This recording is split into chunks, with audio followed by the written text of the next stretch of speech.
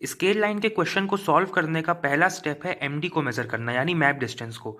आपके क्वेश्चन में आपको दो 6 फिगर दिए होंगे, जिन दो 6 फिगर के बीच से या तो कोई रास्ता या तो कोई नदी जा रही होगी, जिसको आपको इस पेपर की मदद से मेजर करना है। मान लेते हैं कि आपको क्वेश्चन में जो एक 6 फिगर दिया है वो ये पॉइंट है, और दूसरा जो 6 फिगर दिया है वो आपका ये पॉइंट मान लेते हैं, ठीक है, ये पॉइंट है। तो आप देख रहे हो कि इस पॉइंट और इस पॉइंट के बीच में एक रास्ता गया है। और ध्यान रखना, ऐसा मत कर देना कि दोनों पॉइंट को सीधी लाइन से ज्वाइन किया और मेजर कर दिया, ऐसे नहीं करना होता। आप चलोगे रास्ते पे चलोगे, तो रास्ते के अलोंग आपको इसको मेजर करना है। अब इस पेपर की मदद से हम कैसे करेंगे, जहाँ से आपको स्टार्ट करना है पहले उसको वहाँ पर रख लो जहाँ से आपको स्टार्ट करना है, और मार्क ऐसे लगाओ कि आपके पेपर पे भी लग जाए और मैप पर भी लग जाए। एक सेकेंड, पेपर पे भी लग जाए और मैप पर भी लग जाए। और जहाँ तक ये सीधा है, ठीक है, बट इसको मत हिलाना, पीछे वाला मार्क मिलना चाहिए। जहाँ तक सीधा है वहाँ तक मार्क लगा लो, ऐसे कि पेपर पे भी लग जाए और मैप पे भी लग जाए।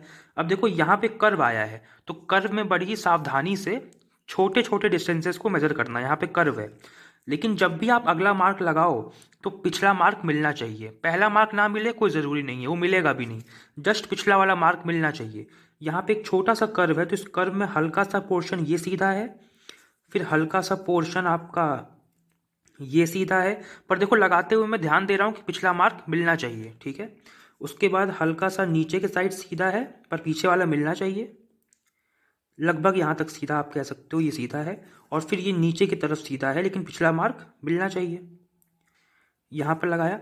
अब देखो, अब यहाँ से लेकर के यहाँ तक सीधा है, फिर हल्का सा है, चलो उसको मैनेज कर लेंगे, लेकिन पिछला वाला मार्क मिलना चाहिए। अब हल्का फुल्का टेढ़ा मिले कोई दिक्कत नहीं, पर मिलना चाहिए, क्योंकि कई बार ऐसा कर्व होता है ना कि उस तरह से मिलता है वो।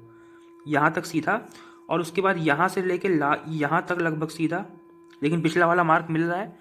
और यहाँ से लेकर के यहाँ लास्ट तक हमको लगा देना है। अब आपको क्या करना है, फाइनली आपका जो पहला मार्क था और जो आपका आखिरी मार्क था उसको आपको अपनी नॉर्मल स्केल से मेज़र कर देना है, और वही आपका एमडी हो जाएगा। तो अगर हम इसको मेज़र करें तो ये आपको बन रहा है, देखिए ये 6 सेंटीमीटर है ना, 6 सेंटीमीटर ये ऑलमोस्ट बन रहा है ना, ये 6 सेंटीमीटर पे आ गया है। तो 6 सेंटीमीटर आपका यहाँ पर एमडी हो जाएगा।